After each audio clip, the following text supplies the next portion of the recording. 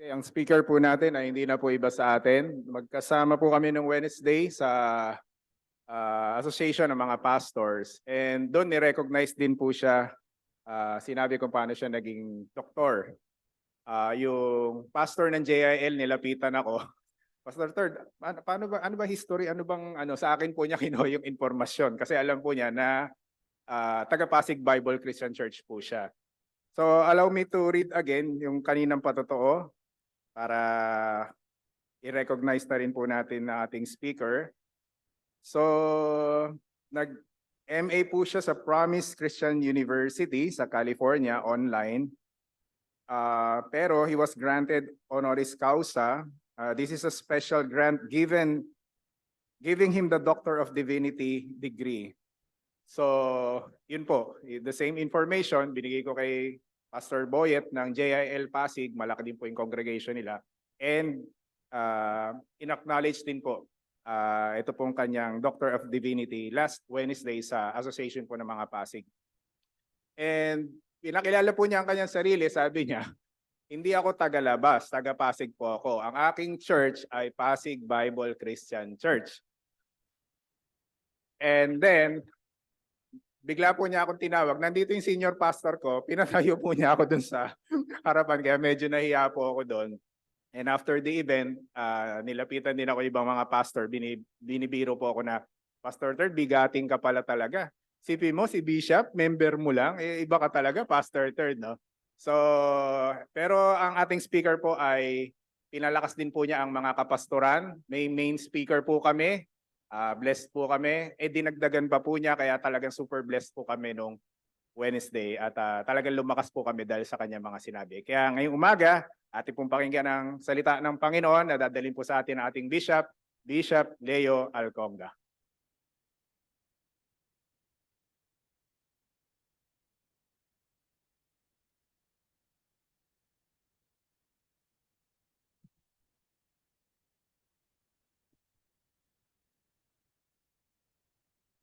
Yung mga elder, please. Yung mga pastor natin. Bago magsalita si Bishop ay siguro marapat lang na i-recognize din natin.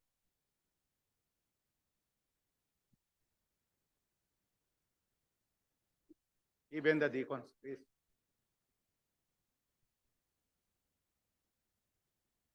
Salamatan natin ang Panginoon at mayroon tayo opportunity ma-recognize din natin ang recognition binigay sa kanya ng Panginoon. We are very proud that we praise the Lord sa ating Bishop, ating Dr. Bishop Elder Leo Alconga. Palakpakan po natin ang Panginoon bago natin praise God.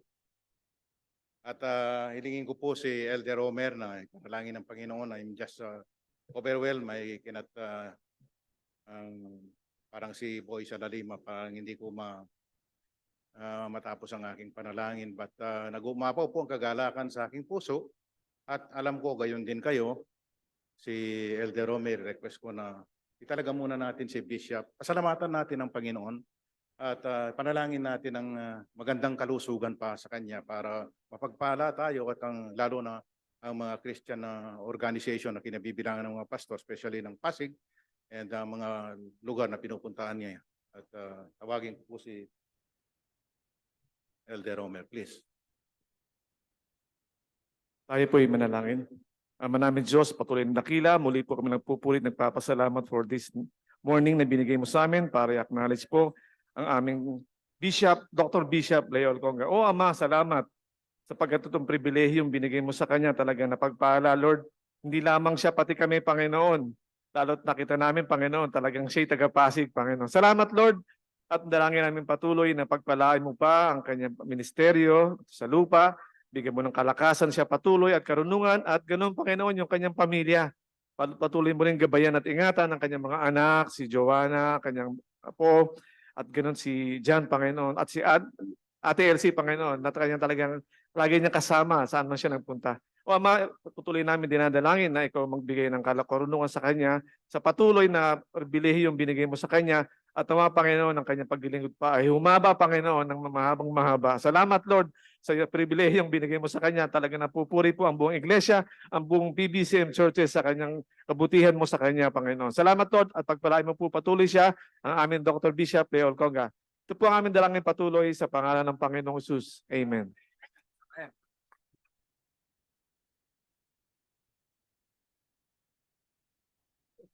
Si Ate Elsie para sa ating souvenir. Please, at saka si John. Si John.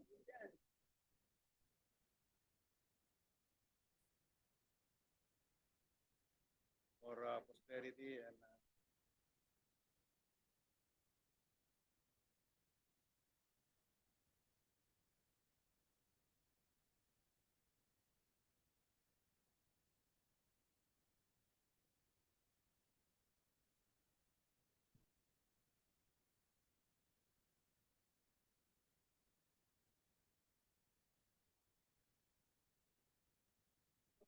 Amen. Gawai, isa pa. Oh, yan. Puro natin. This is the man.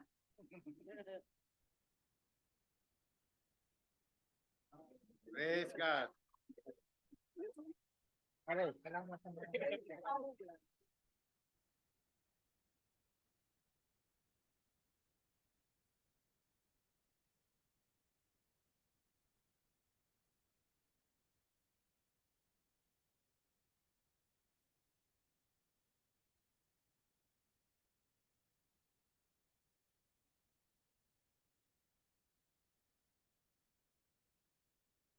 Noong noong ako po ay binigyan ng conferment at gusto nila magsalita ako, hindi po ako nagsalita. Sinabi ko lang, to all of this, to God be the glory, honor, and praise.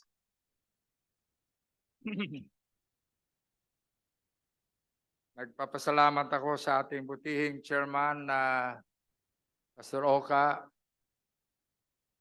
Sister Linda at ang leadership ng Pasig Bible Christian Church for this honor. Mas naging meaningful sa akin ang ginawad na conferment dahil po sa pagbigay nyo rin ng conferment sa akin. Sapagkat katulad ng sabi ni Pastor Third, lagi kong ipinagmamalaki. Kahit saan ako pumunta, ito ay talagang aking honor, aking patotoo. Lagi kong sinasabi, kahit saan ako pakilala, nandun lagi ang aking kaugnayan sa Pasig Bible Christian Church.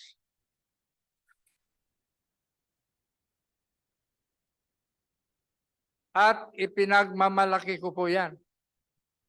Nagulat ang kapastoran ng Pasig sa kanilang annual assembly. Kasi ang chairman ay matagal na akong gustong maimbita na magsalita sa kapastoran ng Pasig. Si Bishop Rene Ensyong, ang chairman, ay lagi niya akong inano at saka he nominated me as advisor ng Pasig Bible Christian Church, Pasig Ministerial Christian Association. Dinominate niya ako na advisor. Salamat, isa sa nagboto ay si Pastor Third. Opo. Binoto po niya ako. Salamat sa Panginoon. Ang totoo po niyan, hindi ko matandaan pero sinabi ko yata kay chairman na ako'y nabigyan ng doctoral degree honoris causa. Mga mahigit ng 1 taon. O mga 2 taon na yata eh. Hindi, 1 taon na lang. At sinabi sa akin na doon sa Zoom ay binigay sa akin yan kasamang mga Board of Regents ng Promise Christian University, Covina. At sinabi na pupunta sila, hindi pa sila napapayagan. America was closed at that time. Hindi sila makapunta. Ako naman, sabi ko, okay lang. Nandyan na yan eh. Ang sinabi ni Dr. Bansilo at Dr. Carag, dito ka sa PBIAS magbigyan ng conferment. Sabi ko, basta kung ano ang hinahanda ng Panginoon, doon tayo. Pero hindi natuloy. Hanggang natapos na ang termino ni Dr. Carag. Pumalit ang isang Pangulo dati ng Asian Theological Seminary. At nalaman niya rin ang nangyari sa akin. Ang sabi niya, dito ka sa PBS dapat bigyan ng conferment. Kasi dito ka nag-graduate. Sabi ko, kahit ano, basta kung ano man ang kalooban ng Panginoon. Sa taong ito, 44th anniversary ng Jesus is Lord Church. Dumating ang president ng Promise Christian University. Kasama po ang kanyang may bahay na siya ring Secretary of the Board of Regents. At kinausap nila si Brother Eddie without me knowing it. Na kung pwede, itaon ang conferment doon sa kanilang anniversary. Sabi ni Brother Eddie, it will be our honor because we know him so much and we respect him so much. Magiging karangalan namin. At sinabi ni Brother Eddie, nung nandun na kami sa Balisin Island. Balisin Island is an exclusive island yan po. Pero nabigyan kami ng pagkakataon, may nag-sponsor po sa amin. Sabihin ko na lang para sa patotoo at kapurihan ng Diyos. Ang nag-sponsor po sa amin ay si Senator Joel Villanueva. Kasi binigyan siya ng honorary member sa island. So may karapatan siyang magdala ng mga bisita. So nasama po kami ni LC. Napakagandang isla. Kung ako lang po ay member ng isla na yan, member ng anong tawag nila diyan pare, member. Club membership.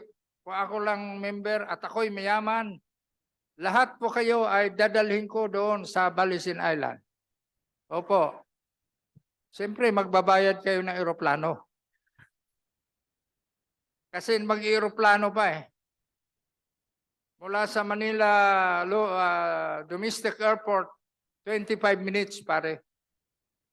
At pag nakakatakot lang pag nag-landing ka na doon dahil isla yan, tamang-tama lang ang pag-landing na malapit na sa dulo sa kanilang naghinto ang eroplano.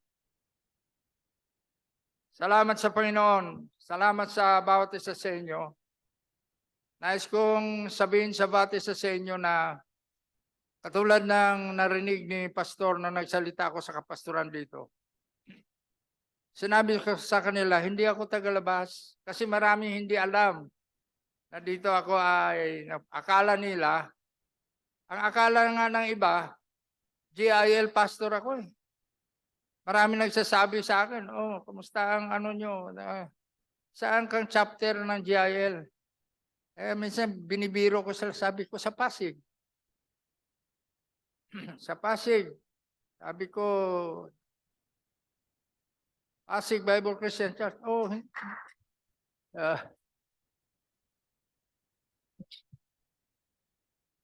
Sabi nila, bakit hindi Pasig Jesus is Lord Church?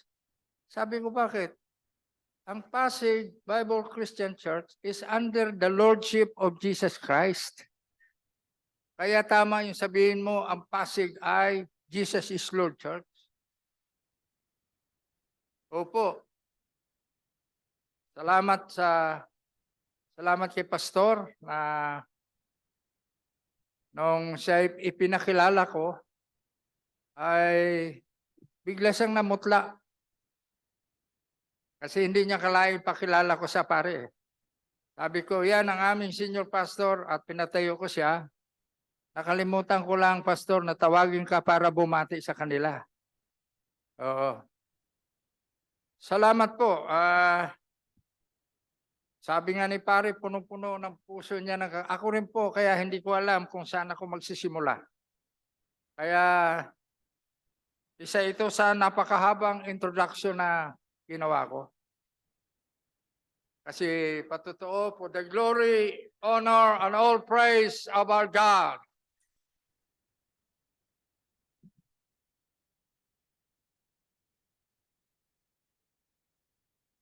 Si Johan, meron po silang dramatization sa kanilang school. Ang papel niya ay pare. Kasi Katoliko yung school niya eh. Yung Saint Benildo, under Salasal. At hiniram niya ang aking SAS. Sabi ko sa kanya, hindi ba sila nagtaka na mayroon kang SAS? Ay, hindi po. Eh bakit? I told him who you are. I told him that you are a bishop. Sabi ko, talaga, pinakilala mo ako ng bishop? Opo. Anong sabi nila? Wow, lolo mo pala, bishop? At nang sinuot niya na daw yung kanya sa Katoliko, sutana, sabi ko, ano ang sabi ng teacher mo? Oh, ang sabi niya lang ay, wow, yun lang sinabi. Sabi ko, ganun ba? Anong sagot mo? Sabi ko rin, wow. Ang wow ay, yan ang battle cry ni ng director, Secretary of Tourism, si Gordon. Diba? World of Wonders. Pero ang wow sa atin ay words of wonders din, pero sa Panginoon. Okay? Tayo po'y manalangin. Dakilang Diyos sa umagang ito, salamat po sa kagandaang loob mo, salamat po sa biyaya mo, salamat sa wonders na ginagawa mo sa aming mga buhay. Salamat po na kahit hindi man kami karapat-dapat, it is only by thy grace, thy forgiveness, and the blood of Jesus that make us worthy of your grace, wonders of thy amazing love. Salamat po sa magang ito, pagtitipon na ito at patuloy ka mangusap sa amin, magturo sa amin kung ano po ang iyong dapat, kung ano po ang aming dapat na pakinggan at sundin. Salamat po. In Jesus' name, Amen. Dito po sa Lucas 23, ay naitala po ang isang kasaysayan na kung ating pong suriin, may kugnayan sa ating buhay. Sapagkat dito po, naitala ang isang kasaysayan ng isang lalaki na ang pangalan niya sa English ay Joseph. Tapos ang apelyido po niya ay Arimathea. Normally, sa Bible, hindi pa uso kasi ang apelyido. Kaya kung saan ka nakatira, yan ang dinudugtong sa pangalan mo. Meron ba dito ang walang apelyido? Lahat may apelyido, ano? Okay? Si Joseph ay walang apelyido. Si Joshua wala din siyang apelyido, wala din siyang tatay. Si Joshua, walang tatay. Sapagkat siya ay son of none. Mabilis si pare. Okay. Kaya yun ang distinction ng mga tao nung panahon. Kahit na nang umabot na sa New Testament, maraming mga tao na walang apelyido. Ano po ang kahulugan nito sa ating buhay? Nang ito pong nabigay sa akin, ako po ay tuwang-tuwa sapagkat kahit ako mismo, ay meron pa akong mga bagay na dapat matutuhan dito. Kay Joseph of Arimathea. Dalangin ko po na sa umagang ito ay matutuhan natin ang mga ilang mahalagang bagay sa ating buhay. Ang una po ay sagutin natin ang tanong, ano nga ba ang aking buhay? What is my life for? Kung itanong natin si ibang katanungan, ito po ang tanong, ano at para kanino ang buhay mo? What is your life all about? Ano ang buhay mo? Or pwede natin itanong sa isa pang tanong, ano ang nagawa ko para sa Panginoon? Meron ka bang ginawa para sa Panginoon? Sabihin ninyo sa akin, Bishop, ako po ay matapat naman sa pag-attend ng every Sunday. Okay? Ano pa ang ginawa natin sa Panginoon? Ako naman po ay nag-uusog-usog ng mga upuan dito. At minsan nagpupunas-punas ng mga upuan. Ano pa po ang maaari natin sabihin? I did it for God. Ginawa ko yan para sa Diyos. Na kung ating pong laliman, ang ibig sabihin ay, ang buhay ko ay ginamit.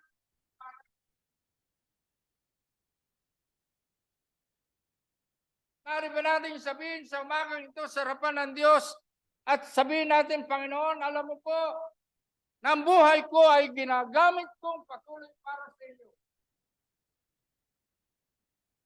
Kahit na dito,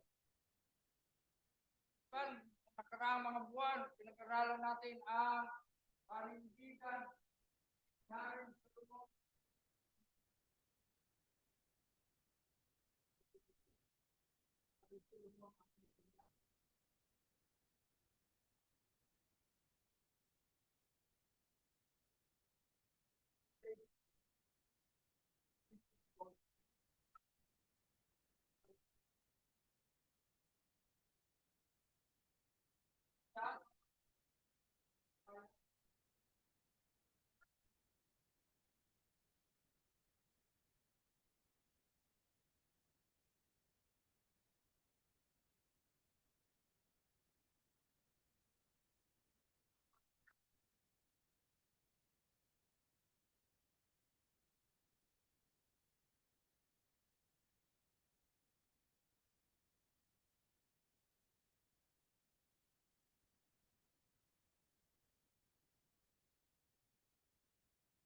Hindi nila naunawaan kung anong kahulugan ng buhay. Lalo na ngayon, ang mga kabataan ngayon ay sabi sa survey ay 82% they spend their time, their life in social media. Ang mga kabataan ngayon, kahit church young people, ay they are victims of the allure of social media. Ang daming oras na spend sa social media kaysa sa pagbubukas ng aklat ng Diyos.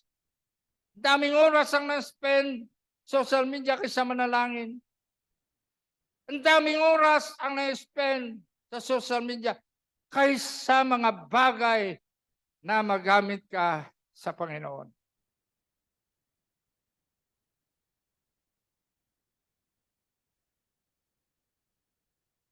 Muntik na siyang matumba. Hindi ako. Siya muntik na.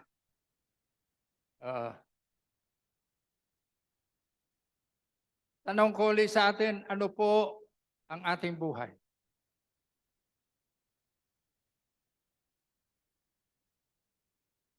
Sabi na isang pelikula noon, matagal na ito, maalala ni Pare siguro, yung pelikulang Quo Vadis. Ang ibig sabihin, where are you going? Quo Vadis. Saan ka pupunta? Alam mo ba kung saan ka pupunta? Yung tanong na yan defines our purpose in life. Have you discovered the purpose of your life? Sabihin niyo, isa pang tagal ko na dito sa church. Tatanong mo pa yan, no? It's worth asking. Have you found the purpose of your life? Young people, have you found the purpose of your life? Sometimes the purpose of our lives centered on experimental joy. Sometimes it's centered on what we call experiential attainment.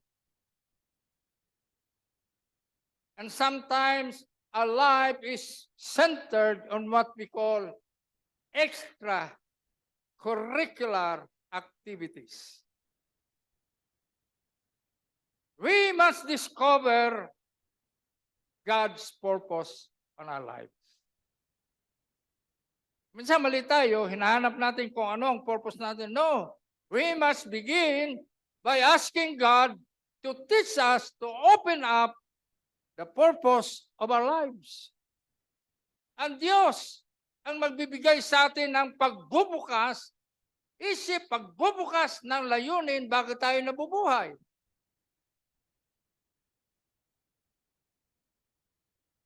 Ito po ang katanungan na nakita ko sinagot ni Joseph of Arimathea. Arimathea. Joseph of, sabi dito ay Arimathea. Arimathea. Basta tandaan nyo, Arimathea. Ayun, nakalagay doon. Right? Number one, who is he? Number one, sinasabi dito, in verse 50, he was a member of the council. Si Joseph of Arimathea ay miyembro siya ng powerful group na tinatawag natin sa ating kalipunan ngayon. It is a judiciary power. It is a congressional power. Kasi sila ang nag-aano ng batas. It is also a church power. Because the Sanhedrin and the Sadducees, which most of them are members of this council, are religious in nature. Kaya, nabibilang doon si Joseph of Arimathea.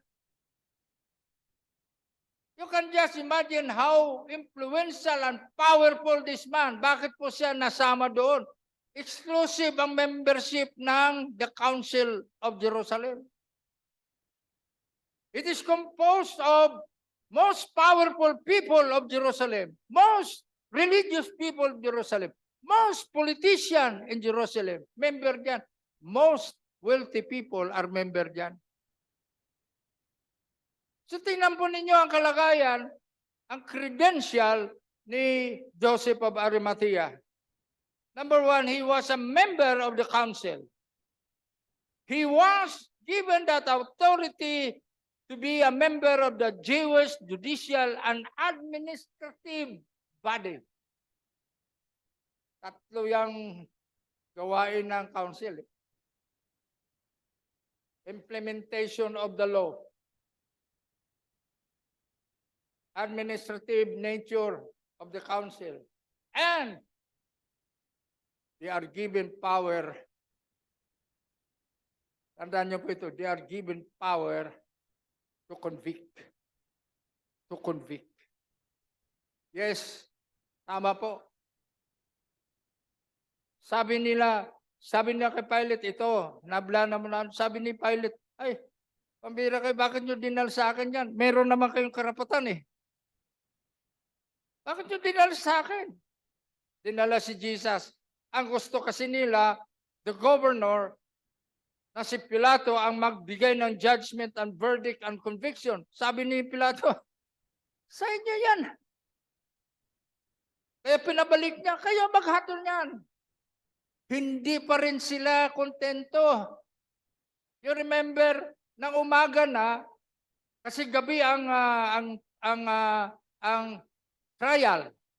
Na umaga na, dinala uli nila siya at sabi ni Pilato, ay, pinipilit niyo ako eh. Naghugas ng kamay.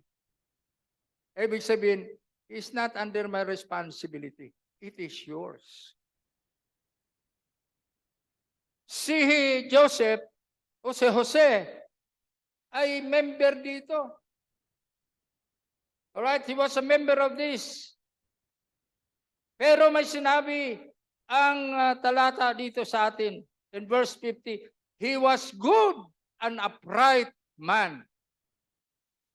Number one, he was good. Among the membership of the council, ang description kay Jose ay siya ay mabuting tao. Bihira yan. Sa leksikin natin ang council, isa lang ang may descriptive ng ganyan. He was good. He was good. Ang tanong natin sa ating sarili, am I good? Am I good? He was also what we call just. Matuwid. Mabuti at matuwid. Wow. Na-combine, ano? He was mabuting tao, matuwid pa siya. Bakit po? Sapagkat hindi siya nag-aproba ng conviction ni Jesus. He was the only one. Nag-iisa lang siya, pero nanindigan siya. Nang sinabi niya, hindi ako papayag yan. Hindi ako pipirma kung may pinipirmahan man sila. Hindi ako pipirma. Babalikan ko yan mamaya. Yung nangyari na yan. Pero ngayon na lang. Kasi pinapakita agad ni Joseph ang kanyang paninindigan on the side of goodness and on the side of righteousness. Kahit ako na lang mag-isa. Di bali. And this was the first event in the life of Joseph that was clearly described by Luke. Pero si Matthew, pag pag-aralan nyo, nandun din siya eh. Ang sabi ni Matthew, ganun din eh. Hindi pumayag sa hatol ng committee. Bakit po? Ito po ang rason niya eh. Now, pakinggan nyo po ito. Dito po nakasalalay ang ating buhay eh. Sapagkat ang sabi doon, he was waiting for the kingdom of God. He was waiting. Kahit nandoon siya nakaupo sa Sanhedrin, iba ang focus niya. Iba ang kanyang puso. Iba ang kanyang pananaw. Sinasabi niya sa kanyang sarili, malapit nang dumating ang paghahari ng Diyos. That's why he was good. He was just. Ang word na just ay pwede mo pong i-transmit sa righteousness. He was good, he was just because ang sabi, he was waiting for the kingdom of God. Wow. Nag-iisa lang siya. Nag-iisa lang siya. Na nagpatotoo na siya ay para kay Jesus. Kaya ba natin yan? Minsan nasa grupo kayo, may magtanong, ano ka? Bakit ka ganyan? Bago ka kumain, nananalangin ka. Bakit? Ano ka ba? Ano ka ba? Kaya mo bang sabihin, I'm a follower of Jesus Christ? Kaya niyo bang sabihin yan? Ang iba nga ay mananalangin pag may grupo ay hindi makapanalangin, tingin sa kanan, tingin sa kaliwa, tingin sa itaas, pagbaba, amen. Nahiya tayo manalangin eh. May kaibigan ako sa Amerika, pag nanalangin siya, ang lakas-lakas. Tinataas niya ang plato ng pagkain at tumatayo siya. At sinasabi niya, Lord God, thank you for this food. Nakatingin lahat kasi ang lakas ng panalangin. Anything that will harm me, any germs, any virus, kill them all. Tataka yung mga tao. Ibang klaseng panalangin yun. Ha? Kaya nyo bang gawin yan? Ha? Pag nasa restaurant kayo, taas nyo yung plato. Di ba? Share God. Love God. Share Christ. Love nyo ang Diyos. Subukan nyo. Tapos next Sunday, magpatotoo kayo kung anong nangyari sa inyo. Palagay ko, ang iba sa inyo, hindi pupunta dito next Sunday kung ginawa nyo yan. Maaring binato kayo ng pinggan. Maaring nabuhusan kayo ng tubig. Si Jose ng Arimatea, sabi niya, I don't care. I don't care. May mga bagay na ina-accuse tayo ng maraming bagay sa ating pagkakristyano. Ang sagot natin dyan ay, I don't care. I always stand for Jesus. Lagi akong tatayo para kay Jesus. Pag ginawa natin yan, maniwala kayo, bago matapos ang taon, punong-puno na tayo. Diba yan ang prayer natin? But our prayer must be supported by our boldness. No, umakyat si Juan at saka si Pedro doon sa topiko called beautiful. May isang pilay doon.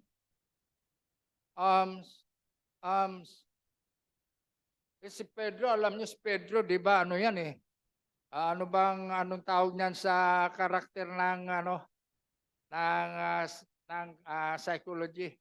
Ang isa phlegmatic, ang isa choleric, ang isa ay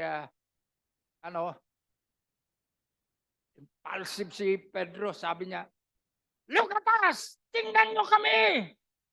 Gulat yung nagpapalimos. Tingnan nyo kami! Silver and gold, we have none. But at the name of Jesus Christ of Nazareth, stand up and walk. Nagulat yung nasa gate ng beautiful gate. Pero tumayo, lumakad, nagtaka ang mga tao, tinanong sa ano nangyari. Sabi niya, basta alam ko sila, in the name of Jesus, pinatayo ako, pinalakad ako eh.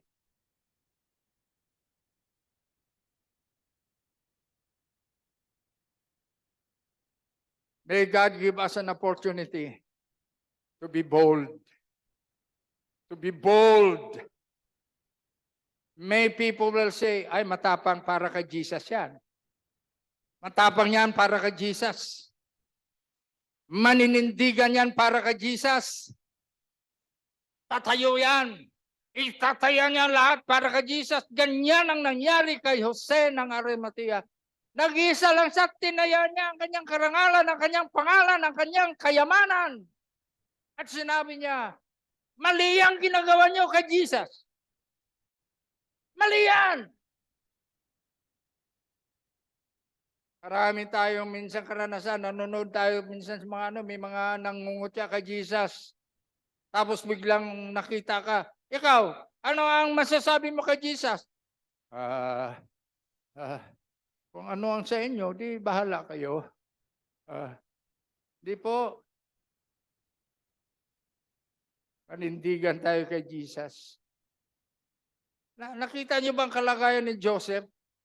Sa gitna ng maraming miyembro ng Sanhedrin who has the power, the authority to implement the law, to convict, to issue death penalty, tumayo siya. Alam po ba ninyo? Inunor siya ng Diyos. Bakit po?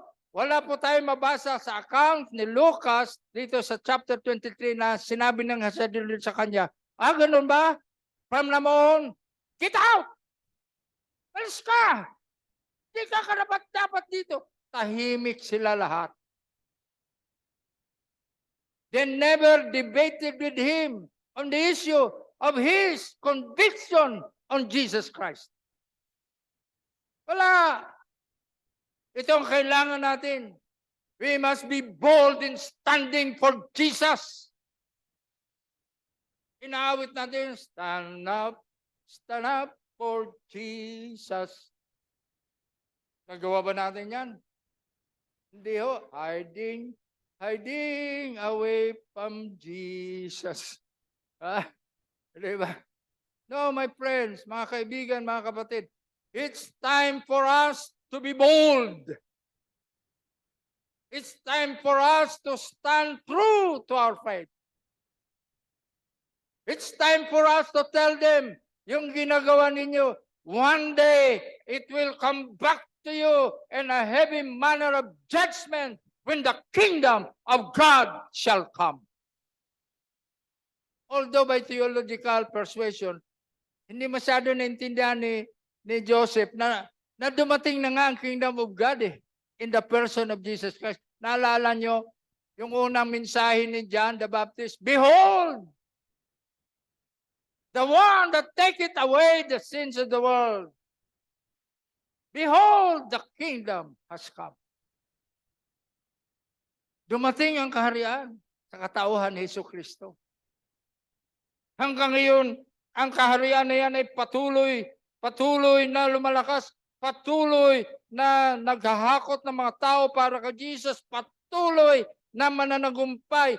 Kapagkat ang sabi ni Jesus in Matthew 9:16, I will build my church and the gates of hell cannot prevail against it.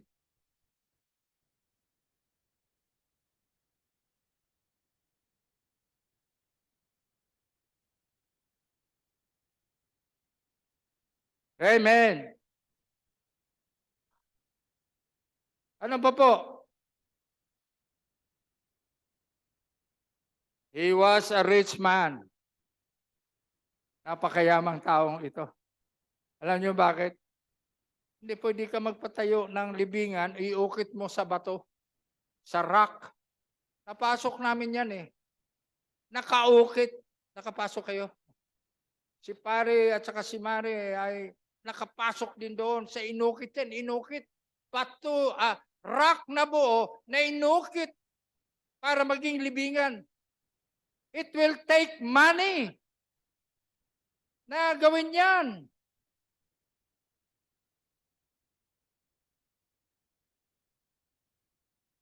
Ginawa niya yan. And then, he performed a very special testimony of his stand for Jesus. Parang sabihin natin, bakit ngayon lumabas? There's a time for everyone who put their trust in God that they will be used in public.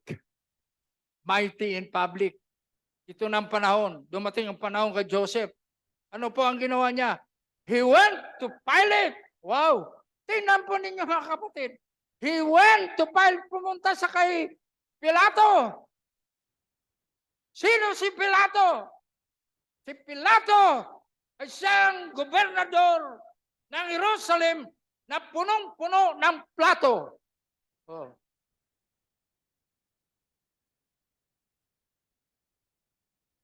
Governor, I ask for the body of Jesus Christ.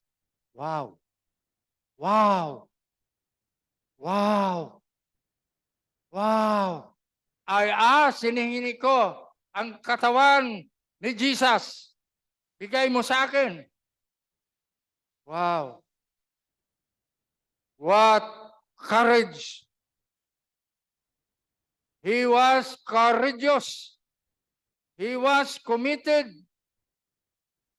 And he stand on the covenant of God, the kingdom will come. Courageous, committed, covenanted relationship in faith.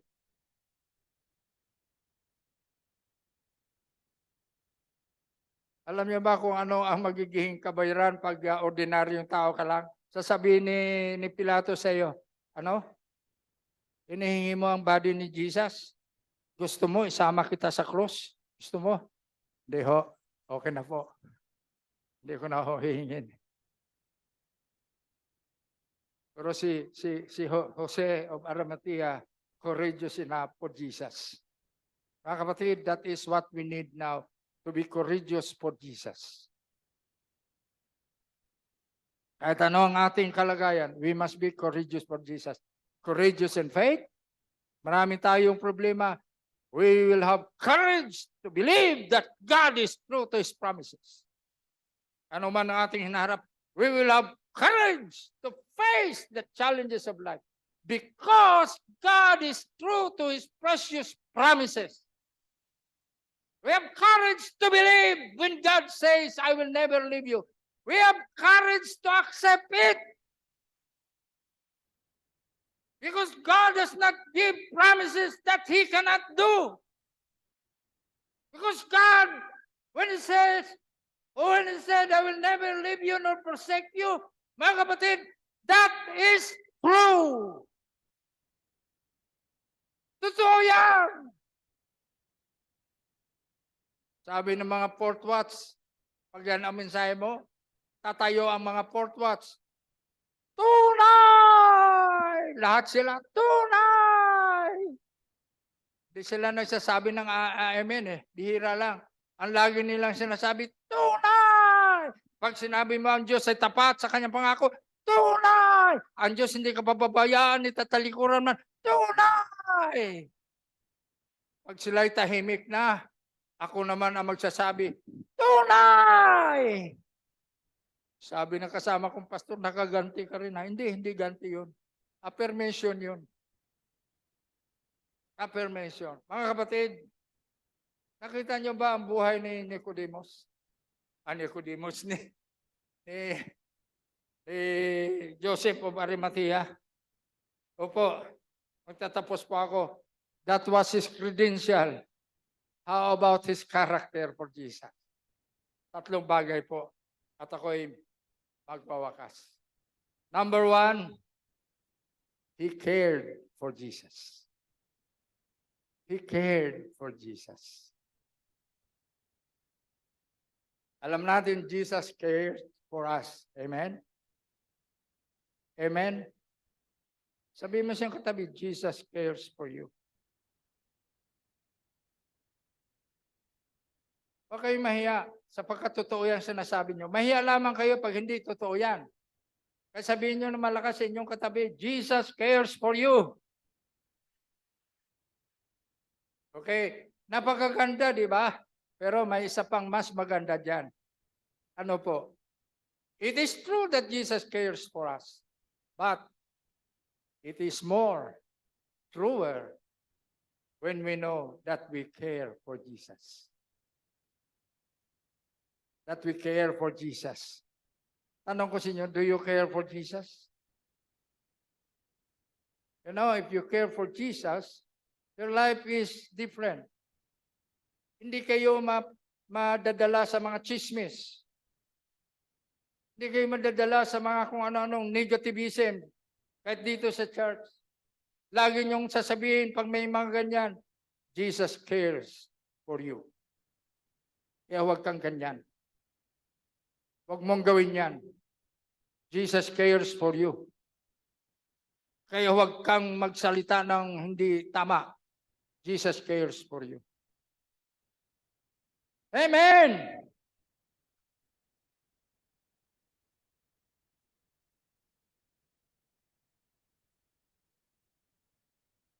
Ano pa po? That is in verse 51. He opposed the decision. He did not approve because he cared for Jesus. Number 2, verse 52. He not only cares for Jesus, he was so courageous for Jesus. Was so courageous for Jesus. Imagine, pupunta ka doon kay Pilate, sabi ni Pilate, oh, anong gusto mo? Anong gagawin ko para sa'yo? Pwede bang ibigay mo si Jesus sa akin? Bakit? Gusto ko ako magpalibing sa kanya eh. Alam po ninyo, wala tayong record dito na inupos din siya ni Pilate eh. Wala eh. I think Pilate admire his courage, admire his stand for Jesus. Minsan tayo, ayaw natin, baka mapahiyala ko eh. Kung totoo mapahiya tayo para kay Jesus, it's okay. Mapahiya na tayo kay Jesus. Huwag lang tayo mapahiya sa kung ano man ating ginawa na hindi para kay Jesus.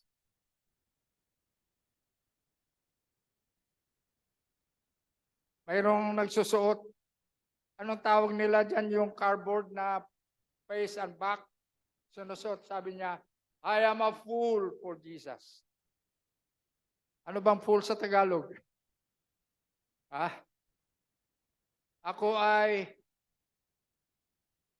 baliw, crazy. I am baliw for Jesus. Ako may tupak para kay Jesus. Wow.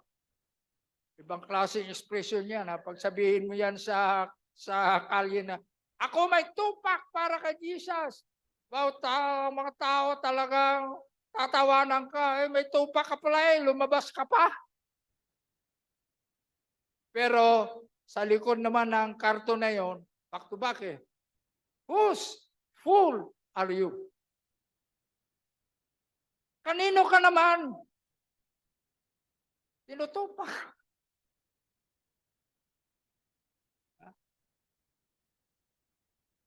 Ano yun sa Kapampangan? Durak.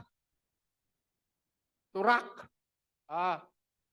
Mari parang Japanese Turaka. Sabi mo sa mga hindi marunong magrespeto kay Jesus, sasabihan ko yan, Turaka.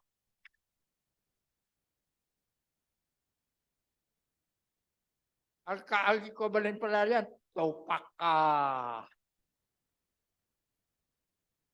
Pero ang sabi ng talata, he was courageous. Ano po ang habilin ng Diyos kay Joshua?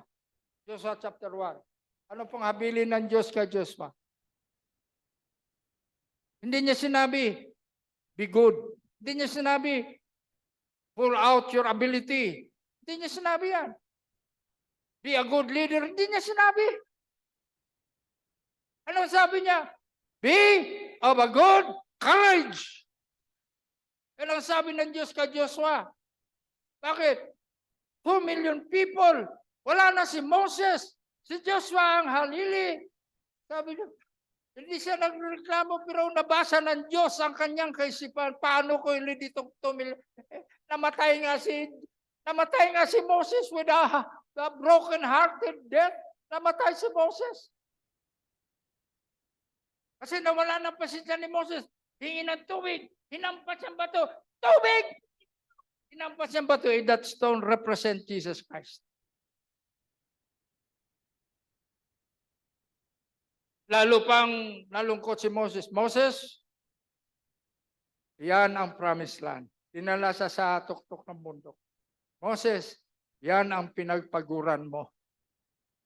Yan ang pinagpaguran mo. Kaya lang, sorry, hindi ka makasama sa pagpasok sa lupang pangako. Kung ako kay Moses at talaga maghandusay ako, Panginoon, bakit naman? 40 years akong naghirap, tapos hanggang dito lang ako, pinapakita mo lang. Uhaw na ako sa lupang pangako. Pinakit mo lang ako dito at tuturo yan ang lupang pangako. Tahimik lang si Moses. You never heard Moses complaining. Hindi siya nag-complain sa Panginoon. Bakit naman, Panginoon? Unfair ka naman. Dami kong dinanas dyan, Mula sa Egypto, dami kong dinanas. Pagkutya, pagjurak sa aking pangalan, sa aking karangalan. Naging matapat ako sa iyo. Pero, ano po ang ginawa ng Diyos kay Moses? To appease Moses. Ang sabi ng talata, And God buried Moses. Wow. Mga kapatid, wala pa kayong narinig, nakita sa kasaysayan ng sanglibutan, ng sangkatauhan na ang Diyos ay inilibing niya ang dakilang tao. Only Moses. Moses, alam ko ang pagpapagal mo. Alam ko ang katapatan mo. Alam ko ang courage mo. Alam ko yan. Ihahatid kita. Wow. Ihahatid kita sa iyong patutunguhan. What a tribute. Last, ano pong sabi dito? Tungkol sa kanya. Ito po, he was committed. He cared for Jesus. Courageous for Jesus. And committed for Jesus. Ano pong ginawa niya kay Jesus? Siya pala ang nagbaba ng katawan ni Jesus sa krus. Mga kapatid, siya pala. Siya pala ang nagbaba ng katawan ni Jesus. Siya rin ang nagbihis kay Jesus. Mga kapatid, siya rin ang nagbihis kay Jesus. Siya rin ang naglagay ng pabango sa libingan ni Jesus. Binalot niya si Jesus. Siya rin.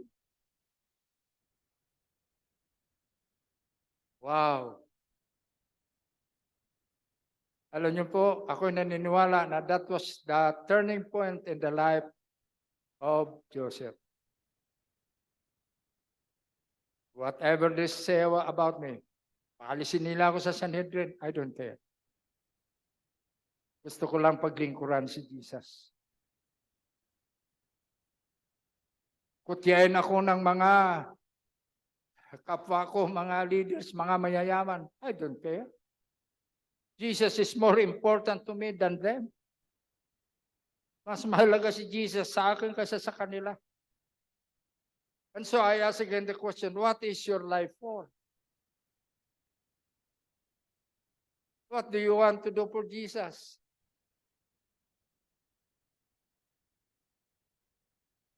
What is your service for? Kung nandito kayo para lang sa church, you are wrong. You are here because of Jesus. Let it be known sa community, sa mga churches, ng Pasig Bible Christian Church is for Jesus. Is for Jesus. Tunay! Let it be said of you, not only the church, let it be said of you. Pag nakita nila kayo, sasabihin na, yan, para kay Jesus siya. Yan, maglilingkod kay Jesus. Yan, habang siya ay nabubuhay, ay maging tapat siyang tagasunod. Tapat siyang maglingkod sa Diyos. Tapat at tapat. Sapagkat ang kanyang pinaglilingkuran ay sapat. Tapat at karapat dapat. Hallelujah! Amen and amen.